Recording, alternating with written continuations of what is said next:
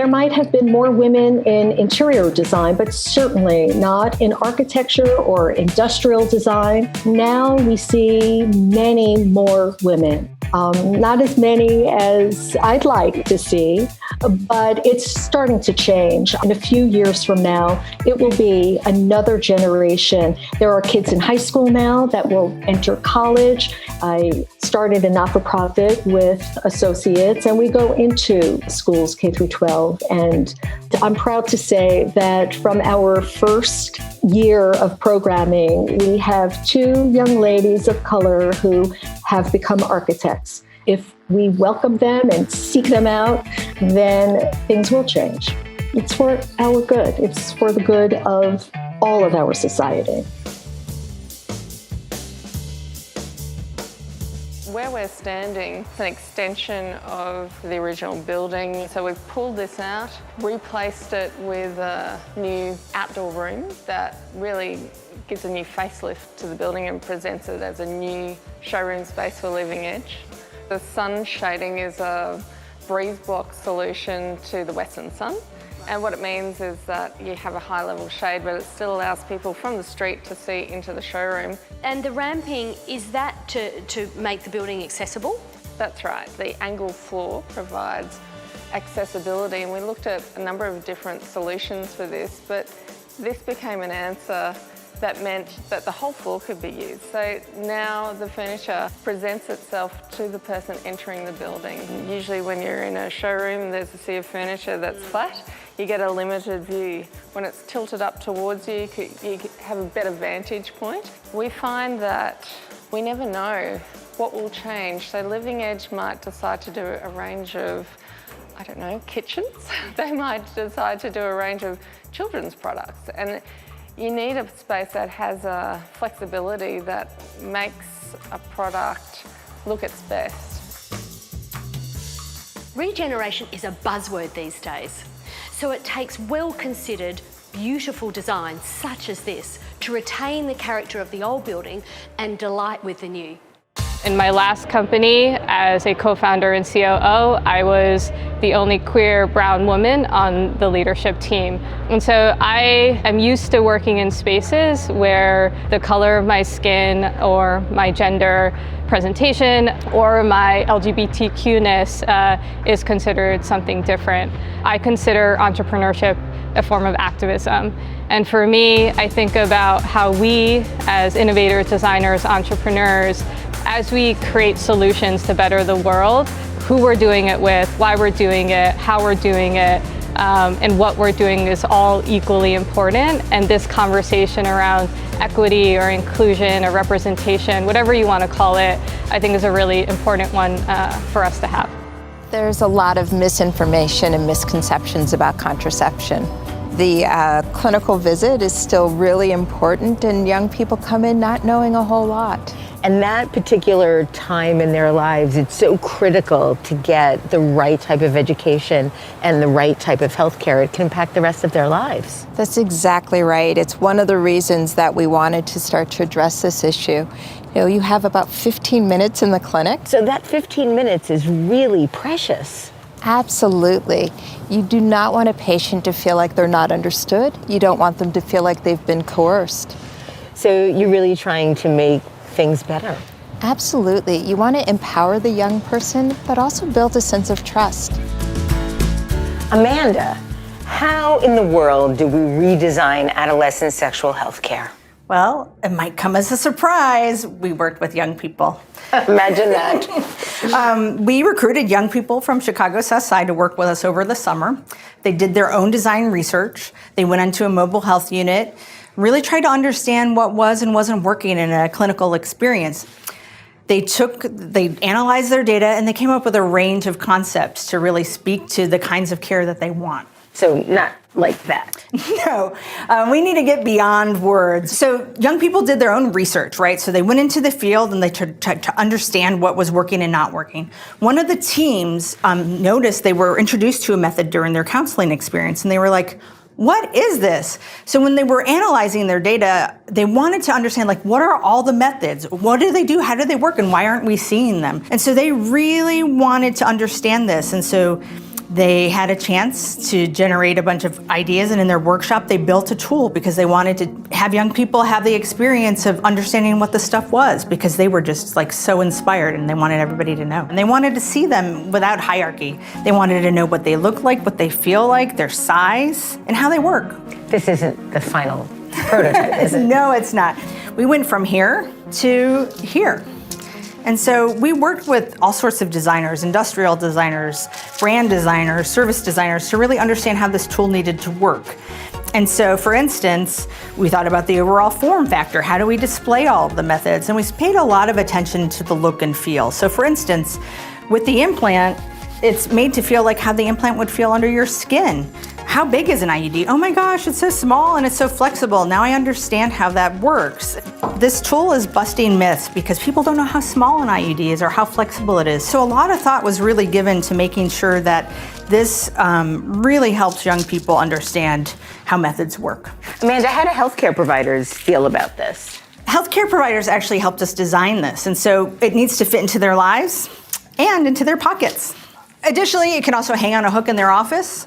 So we know that if it doesn't work this way, then it's not going to make it into clinic.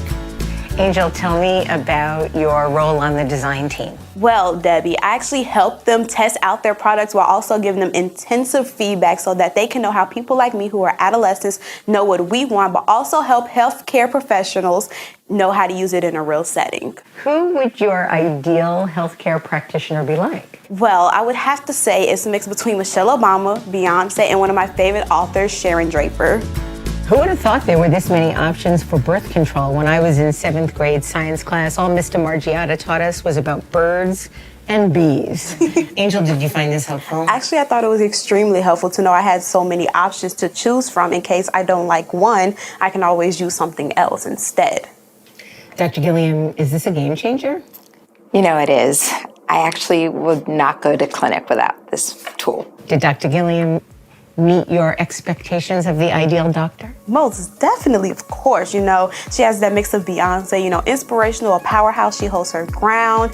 You know, she has that Michelle Obama little razzle-dazzle to it. She helps with youth and teens, and you know she's an advocate for them. But also, like my favorite author, Sharon Draper, she knows a lot about her youth, and also when it comes to trauma or anything that they're going through, she'll be easy to talk to. I think she rocks. Most definitely, you know. You know, the idea of diversity of thought and backgrounds is central to any great designer, and especially when you think about innovation. You know, one of my favorite design couples are the Eameses, and one was the architect and the other an artist, and it was their different points of view on the same problem is what made something amazing and magical. And I believe that a lot of the discussions that are happening now are so good for society and so great for design and innovation.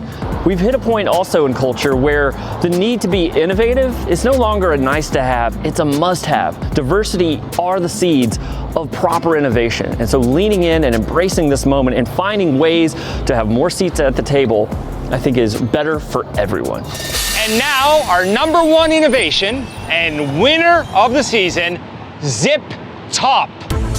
All of us judges love this product. It embodies the best of American design. My husband and I had our first 2 kids while I was in college, and so studying design, I couldn't help but think of lots of baby products. So my first product I ever designed was a baby product, and that's the product I launched Boon with. So in building a company, what was your aha moment?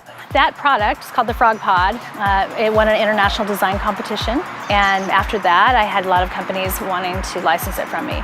And one of them invited me to meet the design team, who were all men with no children, which I found interesting and realized I could really offer a lot to that space.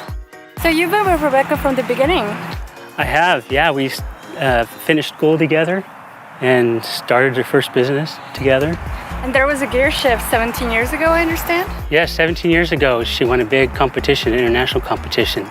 She said she had a lot of other ideas and she wanted to start her own company.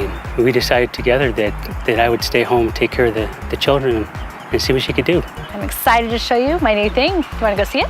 Sure, that's why we're here in Austin. These are all of our zip top containers. They're the first containers in the world that stand up, stay open, and then zip shut. What's so special about these? First of all, they're very, very strong. Do you want to try to tear one? Are you sure? Yeah, I'm give it pretty all strong. you have. Okay, I've never met someone who could do it. These are strong. Okay. Don't feel bad. They also nest like this. No lids? No lids, so you don't have the mess in the drawer where you're trying to find the right lid. That's gone. Great. Now, what are these? That is the world's first silicone breast milk bag. And the great news is in the freezer where most of the plastic bags will burst when they expand, these just stretch. And what are those cute little guys? And these are our toddler snack containers, perfect for mom's bag. They fit in the little hands this way, and they fit in the cup holders, and then they have little ears for the kids to grab onto. Very clever. But as a designer, I know making something so simple is actually hard. Yes, this was incredibly hard because we wanted to make it all one piece. That's why it doesn't tear, because you don't have seams. And then the zipper is very hard to get out of a mold. And so that took me over a year and millions of dollars to get that done. But this, if you look at the corner, there's no overlap in the corner, which is really great for pouring. It's also great for cleaning in the dishwasher. With any great innovation come copycats. Have you had any trouble with that? I have. I've had quite a few. This is just some that I've ordered off of Amazon. Oh, wow. Look at this. Is this the box of shame? That's exactly what we call it. They look like zip tops, but they don't work like zip tops. Go ahead and try to zip that thing. Yeah, not so easy to close. Go ahead and try to tear that one. Okay. Wow, that was easy. Yeah, they're very flimsy. Let's get this trash out of the way. I really love these. They're fantastic. Can we try them out? Absolutely. Let's go. I have Monica cutting up some vegetables for us. Hi.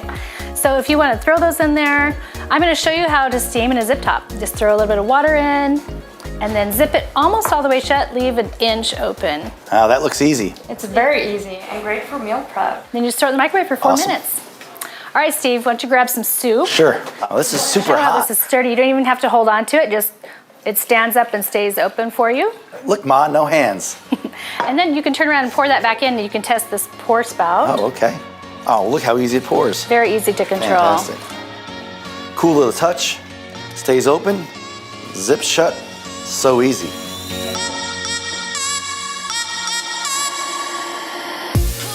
Okay, guys, we're gonna take it to the next level. Next level? Yes, Steve, Go can you for get the fruit out of the freezer? And Monica, you're going to blend it for us. You can blend right in it? Absolutely. Get out of here. It's not gonna cut it? It won't cut it. Go ahead. I can't believe this isn't tearing it to shreds. That's unbelievable. Look at that, beautiful. Nice pour. Cheers. Cheers to Zip Top. What a great innovation.